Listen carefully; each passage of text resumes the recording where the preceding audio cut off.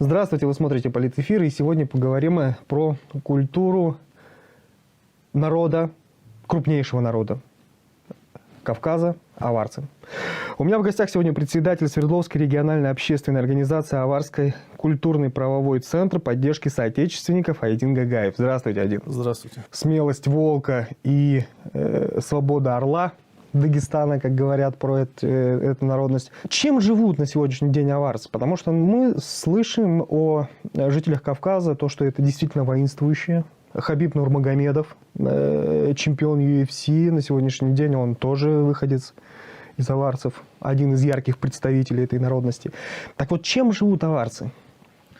Аварцы, как вы сказали, один из коренных народов Кавказа, и который занимает в составе народа России не последнее место, можно сказать, это более миллиона человек.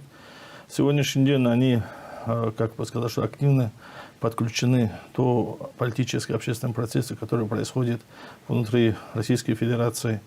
Аварцы сегодняшний день это политики, аварцы сегодняшний день это экономики, ученые, духовные лидеры, также спортсмены, такие как Хабиб Нурмагомедов, такой политик российского и международного масштаба, этот Рамазан Гаджимурадович Абдуллатипов, который сейчас выполняет миссию как представителя президента России, организации исламской конференции, в Саудовской Аравии.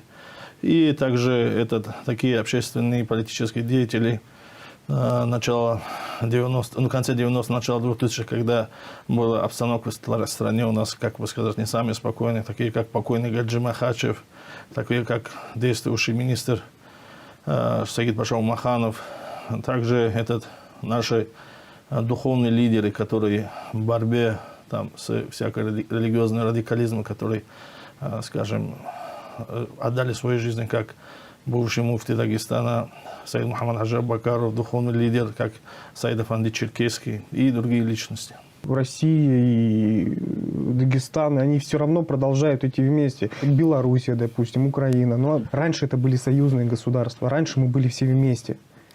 Ну, вообще-то, касаемо российско-аварских отношений и между русским народом и аварским народом в Дагестане, в целом Кавказе, они современные, более позднее истории, как бы есть версии, которые раньше про кочевых авар, которые находились на территории современной России. А, собственно говоря, кавказских аваров, после российской экспансии на Кавказе, после активных действий самого Петра I, который уже совершил поход при Каспийской территории. И после того, в 1727 году, правитель авары, аварский нуцал Умахан IV, он обратился к российскому высокому престолу, чтобы его приняли в состав российского государства на правах протектората. Но позже его наследник Мухаммад Нуцал IV, он тоже продолжая традиции своего отца, он тоже с таким же просьбой обратился, но тогда уже немножко было Павла, по-моему, немножко были другие уже, как бы моменты были, может быть, это не удовлетворены, но его сын, после того, как он погиб в 1774 году, Умахан Великий, на самом деле, как неврозский российский военный эксперт, полковник генерального штаба, он в своем докладе пишет, что в конце 18-го, начала 19 века Умахан Аварский, он был самый могущественный правитель на Кавказе, которому платили контрибуцию правителей хана Закавказья, за что он там сохранил мир и спокойствие. Он тоже был в таких тесных близких отношениях с Россией. Он, на самом деле, как пишут историки, он видел в России более надежного партнера, чем нежели Ирана и Турции, которые все время они друг друга заменили на Кавказе, и как бы сказать, что он не проходил там мирной обстановкой, постоянное разрушение городов и так далее. И до этого у дагестанских, кавказских народов целое было впечатление о Персии, то, что Надир-Шах захватил, разрушил там. Ну, история вообще сложная, у вас постоянная конфронтация с Персией. Он заключил определенные с России соглашения, и причем он соблюдал их, и когда его пригласили присоединиться к Римской компанию, он, ссылаясь на то соглашение, которое есть между Россией и Аварским нуцарством, он этот, как бы называется, что он не согласился, и который было оценено со стороны российского правительства тогдашним высоко.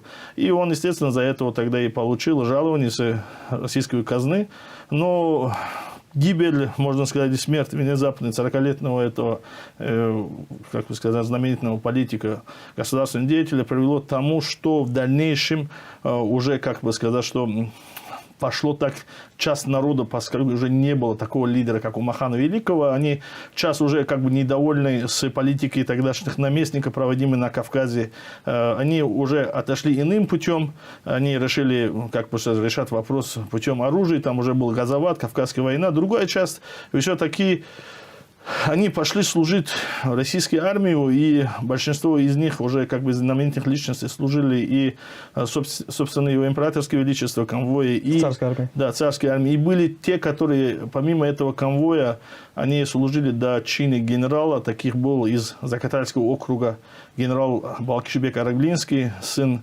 квартального начальника Алибека, который был первым мусульманином-кавказцем, получившим в России высшее образование. Дослужил до звания генерал-лейтенанта.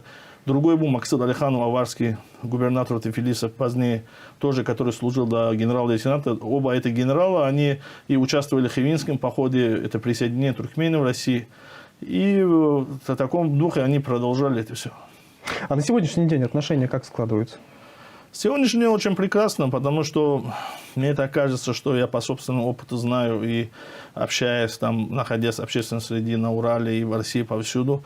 Вот это то, что хороший фундамент, то, что складывающие исторические отношения, даже позднее, то при Советском Союзе в таком же формате, это дает хороший импульс. Мы же видели, что там в 90-х годах, 2000-х годах дагестанский народ не поддавался всяким провокациям, они сохранили преданность своему отечеству. В таком формате. Ну, вообще про жителей гор, я могу сказать, дагестанских, я могу сказать, что сколько они не встречались, это люди, которые уверены в своей точке зрения, раз, в своей культуре, причем они поддерживают ее все время. Это вспыльчивые, не без этого, конечно же, и люди преданные своим друзьям.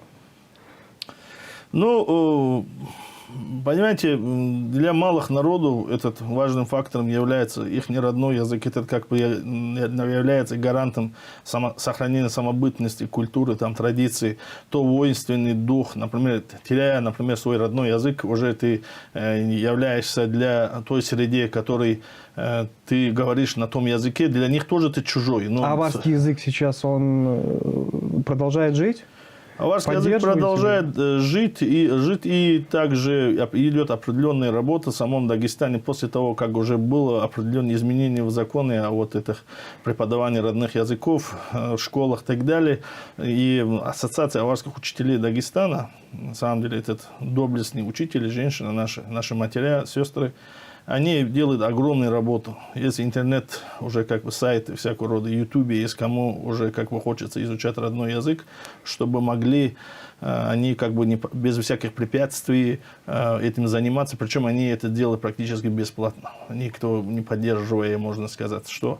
И тому это воспитание. Например, сам Расул Гамзатов сказал, что если умрет мой язык завтра, то я готов сегодня... Исчезнет мой язык завтра, то я готов сегодня умереть.